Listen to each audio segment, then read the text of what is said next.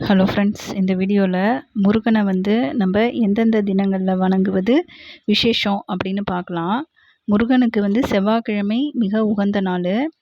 திதியில் பார்த்தீங்கன்னா ஷஷ்டி திதி ரொம்ப நல்ல உகந்த நாள்.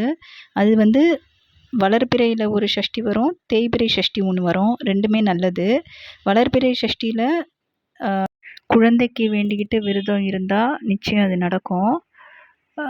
நட்சத்திரத்தில் பார்த்தீங்கன்னா விசாகம், கார்த்திகை நட்சத்திரம் முருகனுக்கு மிகவும் உகந்தது. விசாக நட்சத்திரம் தான் முருகர் பிறந்த நட்சத்திரம். இந்த நாட்களில் நம்ம முருகருக்கு வேண்டிட்டு விரதம் இருந்தால் நினைத்தது நடக்கும். இந்த நாட்களில் நம்ம விரதம் இருந்து வழிபட்டோம்னா நினச்சது எல்லாமே நடக்கும். கார்த்திகை மாதம் வர கார்த்திகை நட்சத்திரம் நம்ம வேண்டிக்கிட்டு விரதம் இருந்தால் நம்ம நினச்சது எல்லாமே நடக்கும்.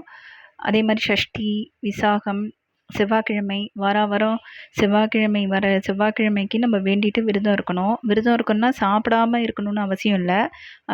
முருகர் சாப்பிடக்கூடாதுன்னு எந்த கடவுளுமே சாப்பிடக்கூடாதுன்னு நம்மக்கிட்ட சொன்னதில்லை. நம்மளோட நம்ம உடம்புக்கு எது நம்மளுக்கு இதுவோ, பாலோ பழமோ, இல்லைன்னா ஒரு வேளை மட்டும் சாப்பிடாம இருந்து மிச்சம் 2 வேளை சாப்பிட்லாம். இல்லைன்னா முடியலையா 3 வேளையும் சாப்பிட்டுட்டு நம்ம முருகா முருகான்னு நம்பிக்கையோட முருகரை வேண்டிட்டு விரதம் இருந்தால் நிச்சயம் முருகர் நம்மளுக்கு துணை இருப்பார்.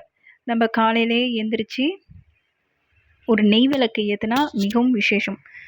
முருகரை அலங்காரம் பண்ணிவிட்டு, முருகர் படத்தை அலங்காரம் பண்ணிவிட்டு, முடிஞ்சால் வேல் இருந்ததுன்னா அபிஷேகம் பண்ணிவிட்டு நெய் விளக்கு ஏற்றலாம். ஈவினிங்கும் நம்ம நெய் விளக்கு ஏற்றி 2 வேளையும் நம்ம கோயிலுக்கு போகணுன்னு கூட அவசியம் இல்லை. பக்கத்தில் கோயில் இருந்தால் கண்டிப்பாக போகலாம். சப்போஸ் முடியல, எல்லாருமே இப்போ வேலைக்கெல்லாம் போகிறாங்க. அதனால் வீட்டிலையே ஒரு நல்லெண்ணெயில் விளக்கேற்றலாம். இல்லைன்னா நெய் விளக்கில் விளக்கேற்றினீங்கன்னா விசேஷம். நெய் விளக்கில் விளக்கேற்றி காலை மாலையும் வீட்டிலையே முருகருக்கு உகந்த கந்த சஷ்டி கவசமோ, வேல்மாறலோ, கந்தர் அனுபூதி இதெல்லாம் பாடி நம்ம வழிபட்டோம்னா நம்ம எதை நினச்சி வேண்டி விரதம் இருக்கிறோமோ நிச்சயம் முருகர் வழி வகுப்பார், வேண்டுதலை நிறைவேற்றுவார்.